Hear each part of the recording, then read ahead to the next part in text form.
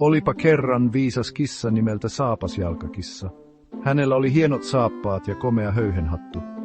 Saapasjalkakissa asui isäntänsä, kiltin nuoren miehen nimeltä Jaakko luona.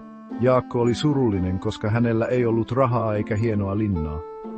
Älä huoli isäntä, sanoi Saapasjalkakissa viiksiään väristellen. Minulla on suunnitelma. Saapasjalkakissa oli hyvin viisas kissa, täynnä temppuja ja ideoita. Hän tiesi juuri miten auttaa isäntänsä. Ensin, niin sanoi Saapasjalkakissa, tarvitsen taikasaappaat. Nämä saappaat eivät olleet mitkään tavalliset saappaat. Ne antoivat Saapasjalkakissan juosta nopeammin kuin tuuli ja hypätä korkeammalle kuin mikään muuri. Häntäänsä heilauttaen Saapasjalkakissa lähti seikkailuun. Saapasjalkakissa kuuli pelottavasta peikosta, joka asui suuressa linnassa. Tämä peikko osasi muuttua miksi tahansa eläimeksi.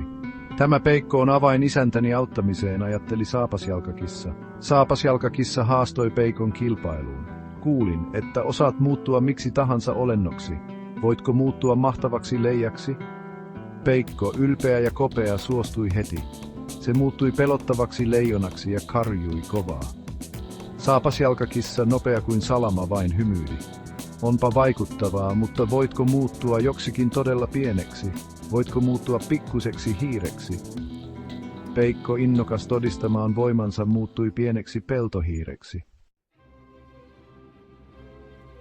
Saapasjalkakissa näki tilaisuutensa tulleen ja hyökkäsi. Se nappasi pienen hiiren ja nielaisi sen yhdellä kulauksella. Kun peikko oli voitettu, Saapasjalkakissa vaati suurta linnaa isännälleen. Saapasjalkakissa kiisi takaisin Jaakon luo taikasaappaissaan. Isäntä, olen löytänyt sinulle linnan, joka sopii kuninkaalle. Jaakko ei uskonut korviaan. Hän seurasi Saapasjalkakissaa sydän täynnä toivoa. He saapuivat linnaan, jonka tornit ulottuivat korkealle taivaaseen. Jaakko oli hämmästynyt. Hän ei ollut koskaan nähnyt mitään niin upeaa. Saapasjalkakissa, ylpeänä kuin olla voi, kumarsi isäntäänsä. Jaakko, jolla oli nyt uusi linna ja paljon rahaa, ei ollut enää surullinen. Hän oli maan onnellisin mies. Hän hemmotteli Saapasjalkakissaa herkuilla ja rapsutuksilla. Saapasjalkakissa, käpertyneenä samettityynylle, kehräsi tyytyväisenä. Se oli käyttänyt viisauttaan ja taikasaappaitaan auttaakseen isäntäänsä. Ja niin tarina Saapasjalkakissasta, viisaasta kissasta, joka pelasti päivän, on kulkenut sukupolvelta toiselle. Se muistuttaa meitä siitä, että pienimmätkin meistä voivat saavuttaa suuria asioita rohkeudella, nokkeluudella ja hyvillä saappailla.